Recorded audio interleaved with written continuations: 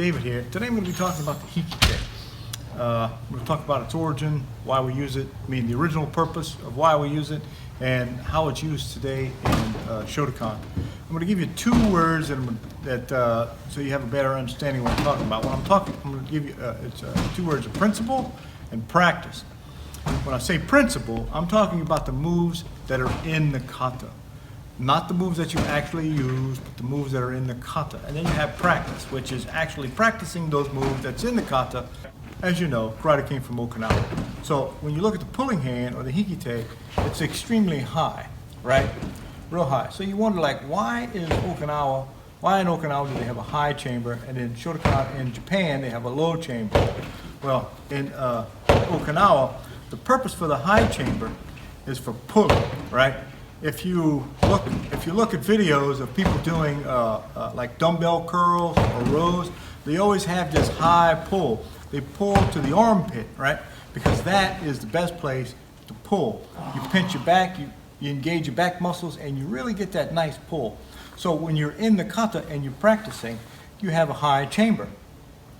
That's the purpose for the high chamber. It's to exercise a really strong pull. But when it's in practice, you're not really pulling it here, you're just pulling it. In the kata, you express the exercise and the form, but in reality, in practice, you're just pulling anywhere and everywhere you can to get that individual off balance. All of that is predicated on in-close fighting. So when you get on someone, you're grabbing them and you're pulling them, you're staying close.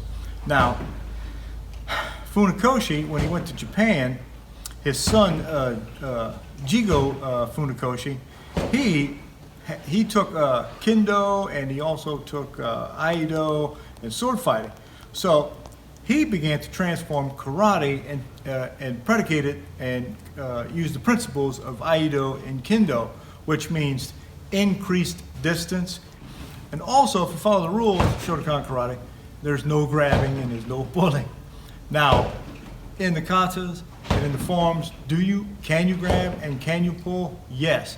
But that idea got minimized. It's still there, it's still practiced, but it's minimized in exchange for what I like to call deployment. So now you practice deploying your hand from the hip, because here, it's not the best place to deploy, but down here it is. And if you look at the word karate, it means empty hand, right? So if you follow the steps of Aido and Kendo, where is your weapon normally located? It's on your hip, right? So when you were to draw your sword, you would draw it from your hip. You see it today. People carry their guns on their hip. So when you draw your weapon, you're actually drawing it from your hip. Now karate went from China hand to empty hand. So you no longer have a weapon, but you still deploy your hand from your hip. So that you're keeping with the spirit and the tradition of original karate by keeping it on the hip, or by keeping it chambered, but also to keep in concurrence with Aido and Kendo. If you have any questions or comments, if you have any ideas, feel free to leave a comment down below. You guys have a good day, and karate on.